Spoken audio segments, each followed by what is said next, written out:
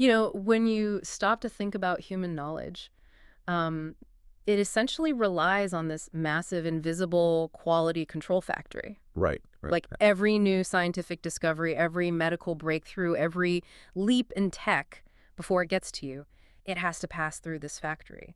And, well, we call it peer review. Exactly. You have these highly trained human experts standing on the assembly line, just inspecting every new idea, tightening the bolts, catching the flaws, and, making sure the science is actually sound.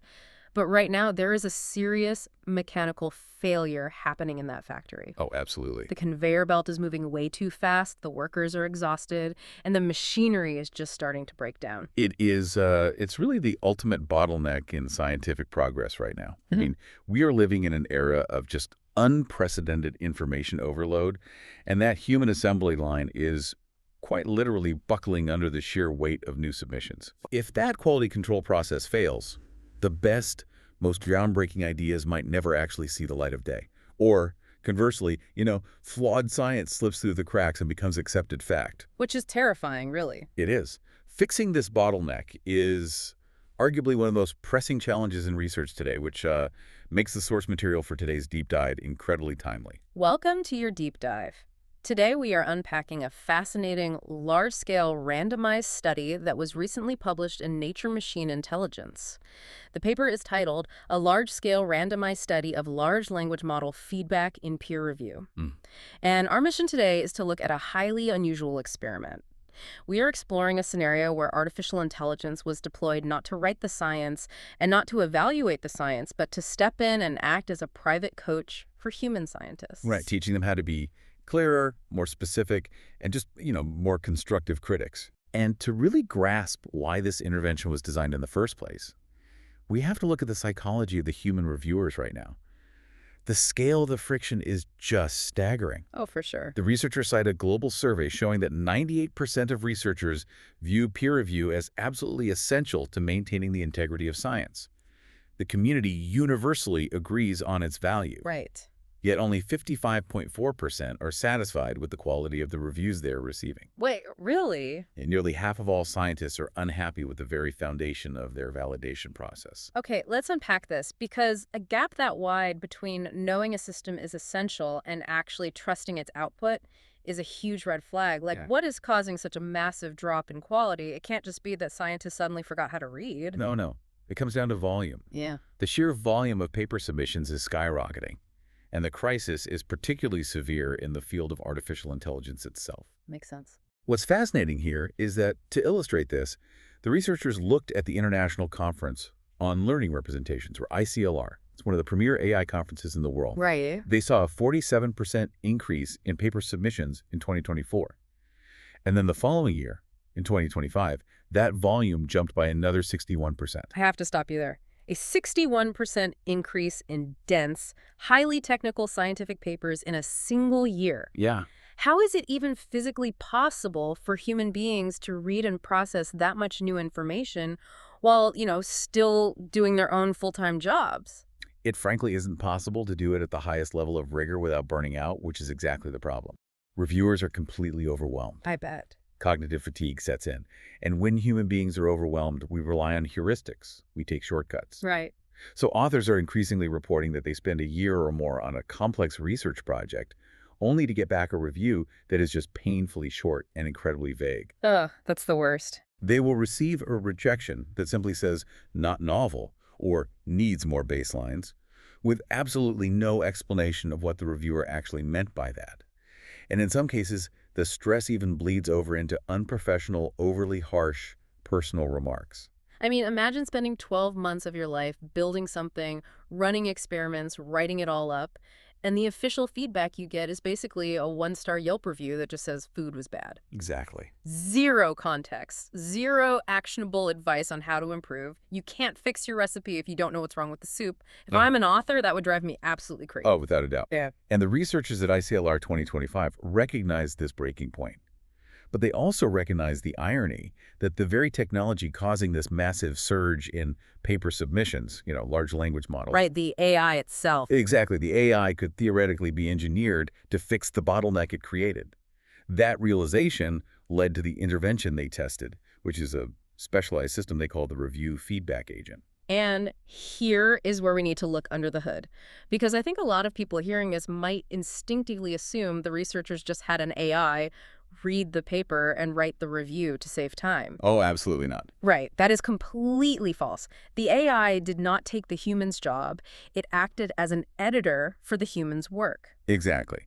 The review feedback agent was designed with 3 specific targets in mind, all aimed at the human's initial draft. Okay. First, improving specificity, so pushing the human to make those vague Yelp-style reviews more detailed and actionable. Nice. Second, addressing misunderstandings, like a human reviewer rushing through a paper might complain that a specific data chart is missing, completely overlooking that the chart is sitting right there on page 5. Oh, man, happens all the time. Right. So the AI is designed to gently point out that oversight before the review is even submitted. And third, reducing those unprofessional or hostile remarks.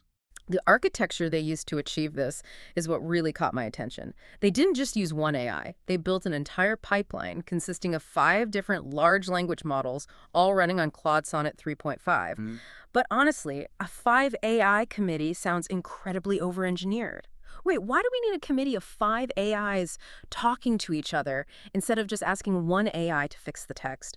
What is the point of having 5 models talking to each other? So this raises an important question because that complexity gets to the very core of the behavioral psychology at play here. Consider who the end users are. Right, scientists. Top-tier, highly educated human experts. They are rightfully protective of their expertise. If an AI steps in to critique their scientific review and that AI hallucinates even once... Yeah, they'd be done with it. Exactly.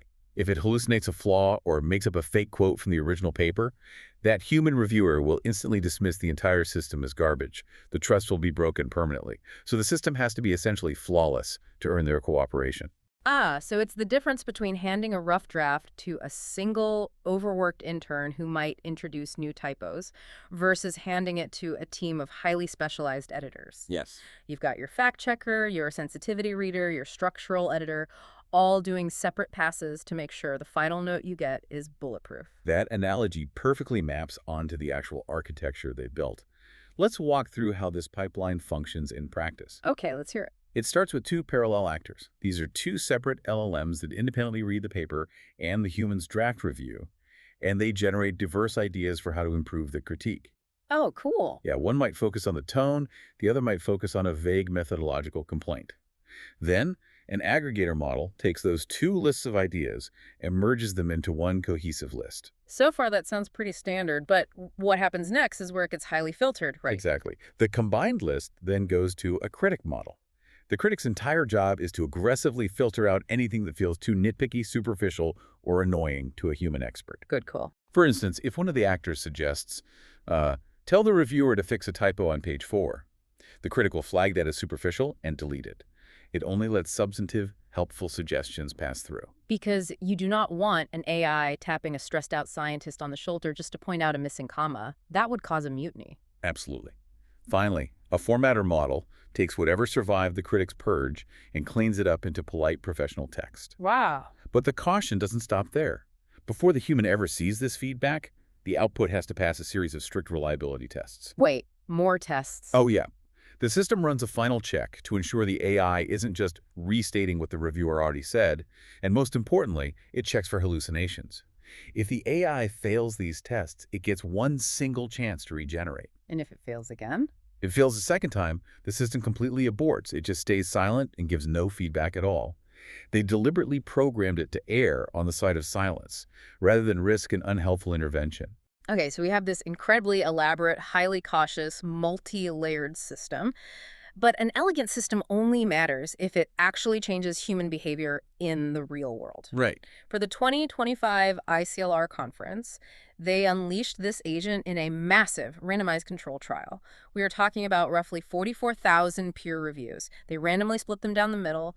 Half the reviews went through the normal, struggling human process. The other half were assigned to get feedback from this new AI committee. So how did these exhausted human experts actually react when a machine popped up and told them to do better? The behavioral shift was honestly remarkable. Let's look at the baseline first. In the control group, the people who got no AI coaching, only 9.4% of reviewers voluntarily went back and updated their reviews after submitting their initial draft. That's pretty low. Yeah. But in the group that received the AI feedback, 26.6% of reviewers took the time to update their text. The AI intervention nearly tripled the rate of human revision. Let me play devil's advocate for a second. Tripling the revision rate sounds great, but are we sure these reviewers were actually engaging with the science? Could they just be hitting an accept all button on the AI's suggestions to make the notification go away? It's a fair question, Mm-hmm. but the data strongly suggests genuine engagement, not just passive acceptance. First, we know they were writing significantly more. Reviewers who updated their work in the AI group added an average of 80 additional words to their critiques. Oh, wow. They were materially expanding on their thoughts. More importantly, the researchers ran a blind evaluation to test the quality of those extra words. How did that work? They took the original human reviews and the AI-coached revised reviews and had independent human evaluators judge which was better without knowing which was which. And The evaluators preferred the AI-assisted revisions 68% of the time, compared to just 12% for the originals. okay, so the quality undeniably improved. Here's where it gets really interesting, though. The incorporation rate. The reviewers didn't just swallow the AI's feedback whole. No, they didn't. When they updated their texts, they incorporated an average of 69% of the AI's suggestions. So if the AI gave them 3 points of feedback, the human would look at it and say, yeah, I agree with 2 of these, I'll fix them, but I'm ignoring the third one because I know better. Exactly. It was a true collaboration. And the study even noted they were more likely to use the feedback if the AI gave them fewer highly focused items rather than a laundry list. That is a crucial insight into human-computer interaction. The AI was acting as a catalyst, not a crutch. And we look deeper into the behavioral science, the AI feedback sparked deeper engagement that rippled out across the entire review process. How so? Well, in scientific publishing, there is a phase called the rebuttal period.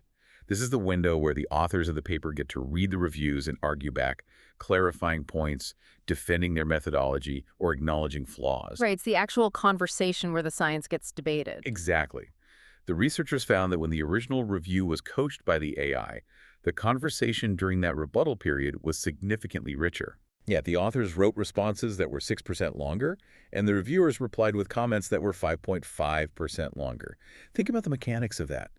The AI essentially taught the reviewer how to ask a better, more specific question, which in turn gave the author the space to provide a much better, more detailed answer. It facilitated a measurably healthier dialogue. Let's make this abstract data concrete for you listening. What does this actually look like in practice?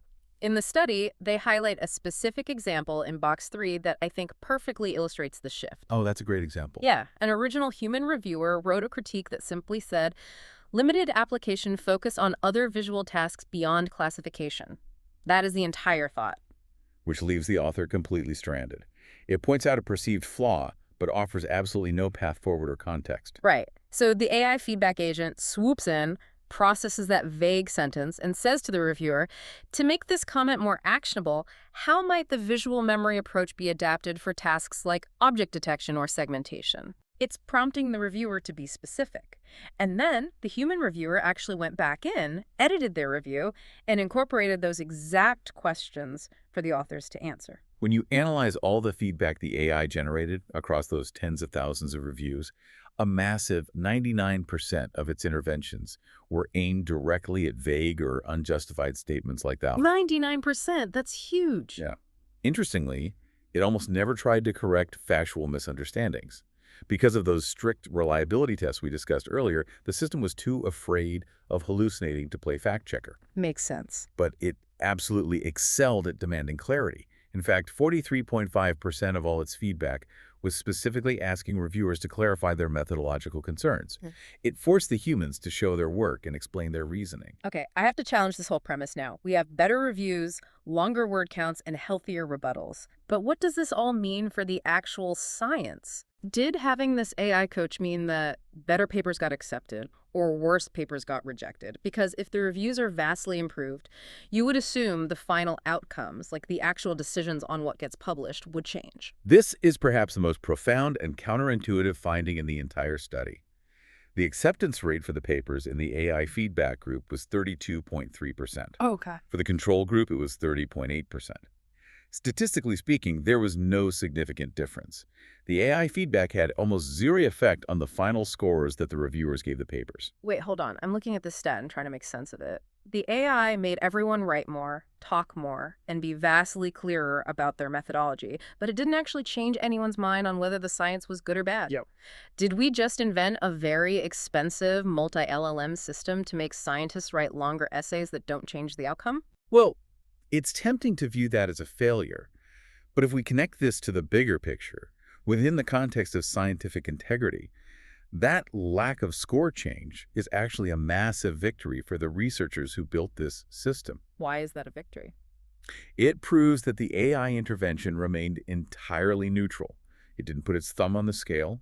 It didn't subtly bias reviewers to be more lenient because the tone was politer, nor did it make them harsher. The humans still made the final call based on their own scientific intuition. So what does this all mean? It's like the AI was acting as a couples therapist for these scientists. Yes. The therapist doesn't tell you whether you should buy a house or not. That's still your decision. But the therapist makes sure that when you argue about buying the house, you're communicating clearly, respectfully, and actually addressing the core issues instead of just yelling, bad idea. That is exactly the function it served. It fortified the structural support beam of human judgment without replacing the judgment itself. I love that. The fear with AI in science, and really in any knowledge work, is always that it's going to automate away human intuition and decision-making. But here, we see it doing the exact opposite. It's automating the structural tedium, the formatting of a good argument, so the humans can focus their mental energy entirely on the actual intuition and the scientific debate. That is incredibly reassuring. It keeps the human in the driver's seat, but gives them a much better dashboard. Let's briefly recap the journey we've been on today. Sure. We started by looking at a peer review system that was buckling under the weight of skyrocketing submission volumes, a crisis that was leading to vague, unhelpful, and sometimes unprofessional feedback for authors. We explored how researchers built a highly cautious 5 LLM review feedback agent to act as a private coach for these human reviewers. And we saw how deploying it across tens of thousands of reviews at ICLR 2025 proved that AI can successfully push experts to be more specific, more actionable, and deeply engaged in constructive dialogue, all while remaining totally neutral on the ultimate scientific outcome. Which brings the implications of this study far beyond the academic world, straight back to everyday communication. Think about your own information diet right now, or how you operate in your workplace. Whether you are prepping for a major meeting, managing a remote team, or just trying to navigate a flooded inbox, we all suffer from the exact same cognitive fatigue that those overwhelmed scientists do. We really do. We all give vague feedback when we're rushing on a Friday afternoon.